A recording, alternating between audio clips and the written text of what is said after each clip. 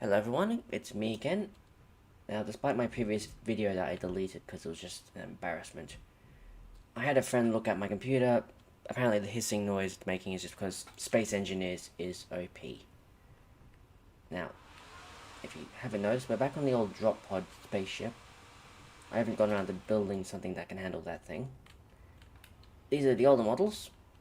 As you can see, a bit more cubey. But I'd like to introduce you to the Mark 6, I believe it. A little bit of trial and error in between this, testing out some ideas. It's the Mark 6 drop pod. This one is pretty unique. As you can see, you can open it up on all sides, like the previous model, but it's also double doored and double hulled, essentially. Each side will function as a ramp, guarding the... Each side will be guarding the player from additional fire port as you're making your way down to Earth. And also function as a ramp, allowing the player to disembark more cleanly. This thing trades in a reduction in passenger capacity for being a bit more snug and well designed. Guided by 6 gyroscopes, and is armed to carry, positioned to carry 4 people instead of 8. It's traded in for more durability and design. Now, as you can see, this one here, the seat is red. The reason for this is this one functions exclusively as the pilot's controls. These ones can be used for steering if in a pinch, but there's some jiggery around it for it. Now, it is a fairly high-end equipment, powered mostly by ion thrusters. This is so that the steering issues become pretty much mute once you hit a planet, and it is only armed with 4 Gatling guns, instead of the 4 Gatling guns and an autocannon as in the old model. The reason for this is because of this. We've traded in 1 level of defensive capacity for the capacity to go back into orbit, which is something the previous model could not do. I've tested this extensively. It takes pretty much all the fuel this thing can carry, but you can leave the planet after you've begun your assault. Now, as for the test, hop in, provided it doesn't bug out. Now, as you can see, there are the hotbars completely full. Step 1, close the lower half, because this is built into it first. It will be the first one to close, obviously. And then you close this one, which protects the top half as well. Essentially, you're given 2 layers of protection, as I stated earlier. Then the piston outwards. Now, when docking, turn off your inertia dampeners. This will prevent headaches and clang from occurring. And I do apologize for the noise my PC is making.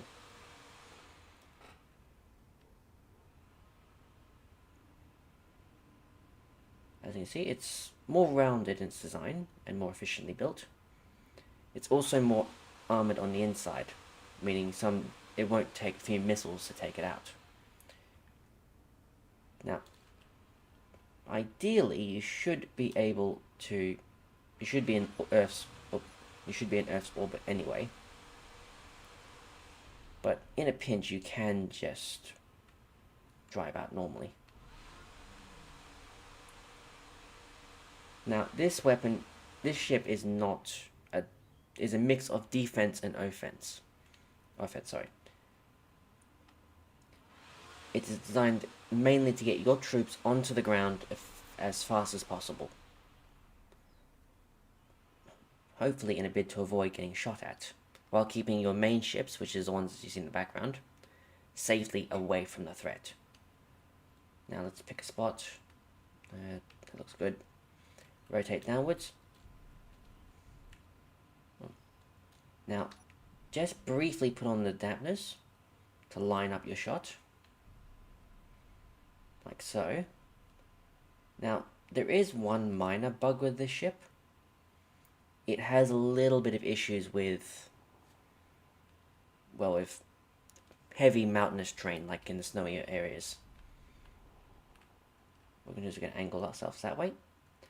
Now, if you may have not noticed, there is a row of iron thrusters around us.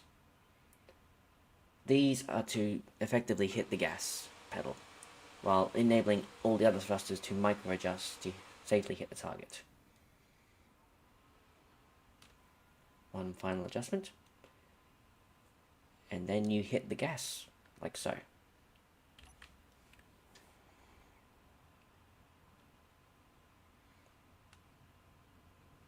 This thing pretty much propels the ship completely forward. Also, just want to let you know now, the parachutes are all automatically deployable. They will, well, hopefully deploy in time, because I've set the bar to about 155 meters. Any lower can cause issues, any higher leaves your ship vulnerable to attack from missile systems and defensive structures. As you can see, it's a fairly simple design. The only thing high-end is the iron thrusters. It is also protected by several decoys. Hopefully, they will take up the brunt of the attack while the turrets do their job.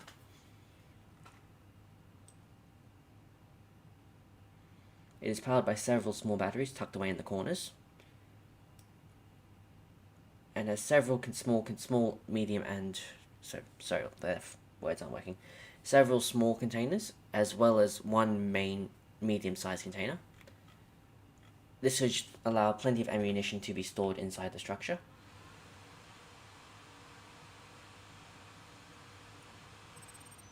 Just got to give it time. Only in Space Engineers can this thing be completely slow and fast at the same time. But I will cut out, for the time being, while we are descending. Also, just a side note before I cut out and pause the video, do this safely away from any asteroids, as once you hit the gas pedal on the thrusters, it can be very hard to control and steer. Alright.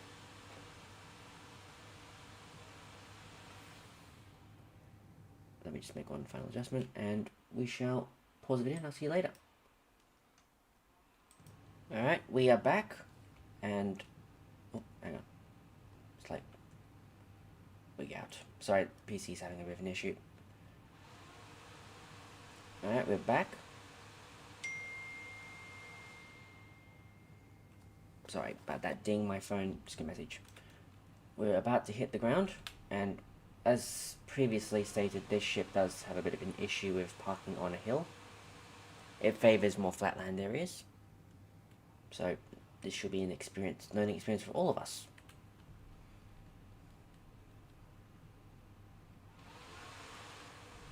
One final adjustment. And a small prayer that this thing works. I haven't tested impact on hills yet, fully. Parachute should deploy any minute now. Okay, minor damage. But as you can see, oh, we only lost one landing gear. That's not too bad. Pilots are still alive. So, mental note, I need to increase the height. But aside from that, leave the thrusters on. This doesn't really matter. And press the first button. As you can see, they swing open decently fast. And if this were a hostile field, sorry, I had to restart a new world due to an update or a bug, and I deleted my test area, these things would be going ballistic on the nearest enemy, while the enemy would be focusing exclusively on the defense, the decoy blocks here and here, and also there. Now, you'd be charging out here, or charging anywhere you need to be for the enemy. This should provide decently cover for you to assault the main facility. Coupled with the fact that these things are built to be used in pairs, or teams of or groups of 4, and you should have more than enough firepower to take on anything. Coupled with the fact that your enemy would be focusing more on the things shooting at you than you yourselves, probably. Now, as previously stated, these things can go back into orbit if they are sufficiently in one piece.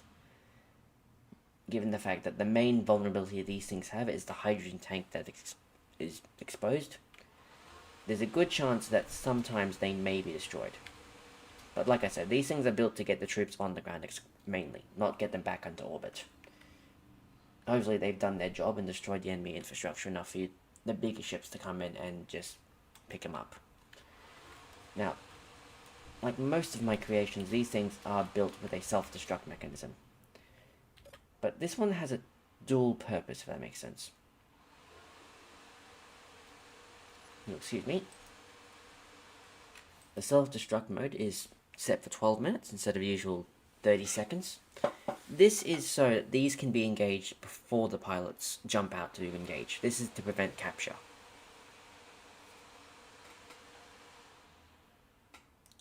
Basically, before that, you hit that button, and then you engage.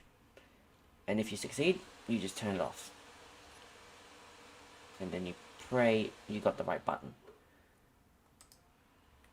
Which I think I did.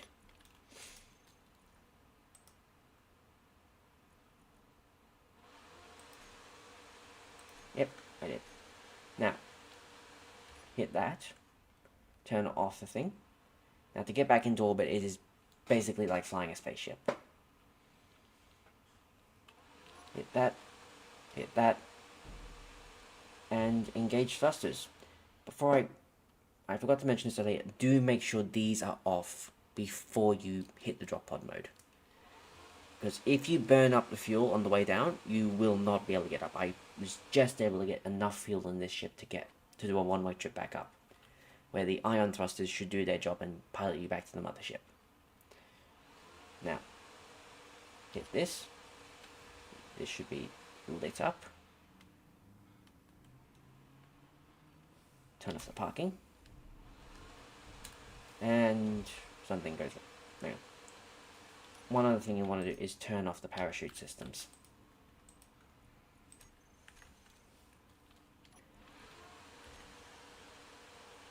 And realize what I did. I forgot to turn off the tanks. Yeah. Make sure you turn off the stockpile mode. There you go. Re-engage parking and take off.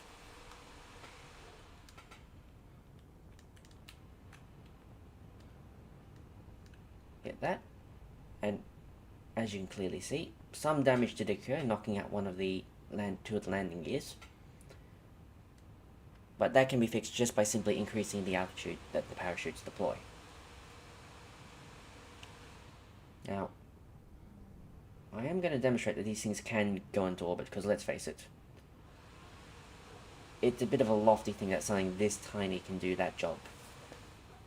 I'll be the first to admit that. So, I'll let this play out while I'm just going to set it to fly up. Now, I'd like to apologize for the lag in the videos at the rate. I've had the Christmas holidays, New Year's, a stomach virus, and a lot of work to sort out. So, hopefully, possibly weekly videos. I am working on bigger projects, which is currently taking up my time. Not to mention my little fit with the PC thing not working properly, but it turns out it is working properly. So, there's that. As we can see, we've only burnt through 20% roughly of the fuel, and we've already lost about 30% of the gravity that's currently holding us down.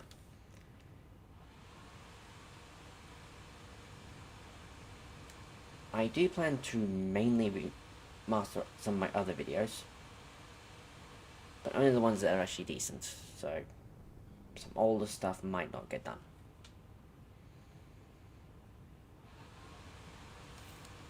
Alright, I'm going to pause the video Actually, no. Yes, I'm going to pause the video.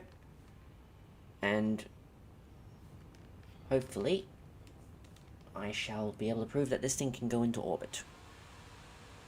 And I'll be back in a second.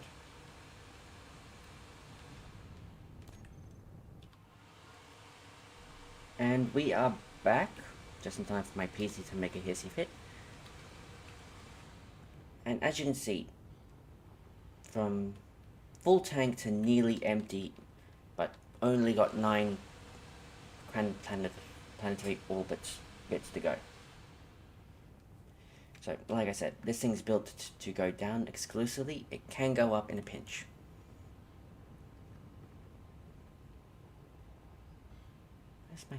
Where's the mothership?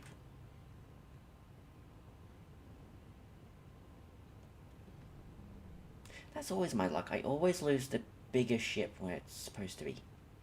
No, my luck, it wandered off.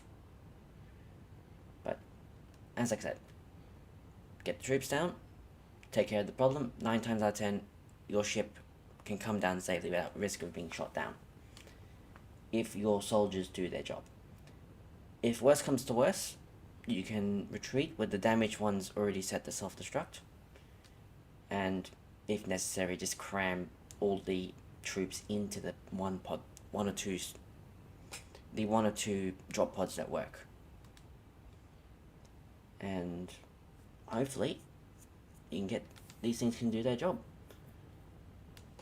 Now, before I finish up, and 5 more to go, just hang on.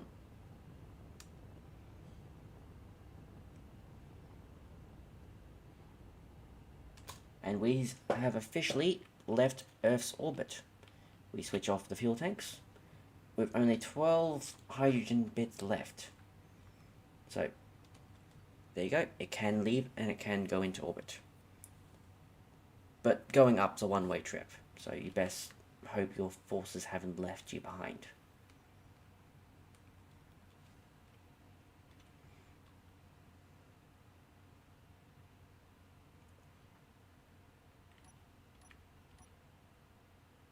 Just powering that down.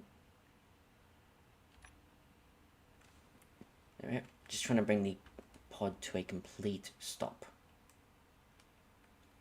Alright, hit the one thing. These are designed to swing up completely. So, that is to mainly allow the ramps to actually do their job.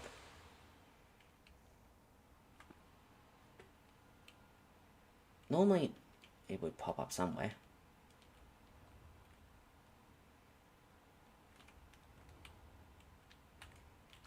Why is it got 2 signatures? Oh, 2 antennas. Oh well. But there we have it. The Mark 6 drop pod. For all your troop dropping needs. If you have any ideas or suggestions or even improvements on the projects that I've done, be sure to write them in the comments. I do like doing Space Engineers. This game is growing on me, despite the performance it gives to my computer. Anyway, I shall see you next time. Be sure to like, subscribe if I haven't said that, and I shall see you next time. Bye.